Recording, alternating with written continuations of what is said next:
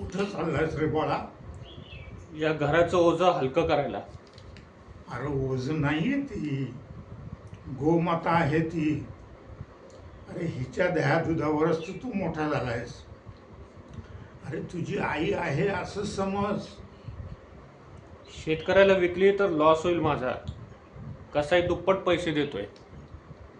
अरे तो कसाही तिचं मांस कापून विकल.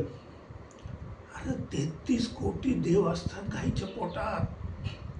त्या 33 कोटी देवांपैकी एक तरी आला का आपल्या मदतीला? सतत हिचाच विचार करताय तुम्ही. बाळा तुला तिचं महत्व नाही कळायचं. तुला आठवतंय लहानपणी किती खेळायचास तू तिच्याबरोबर, आणि शाळेतनं घरी आल्यावर दिसली नाही तर किती कालवा करायचास. अरे 1 मिनिट तुला चैन पडायची नाही. आणि आज तिचंच ओझं झालंय होय तुला. एक काम कर, मला बी विकून टाकतोस का? अरे मी बी तुझ्यावर ओझच आहे की.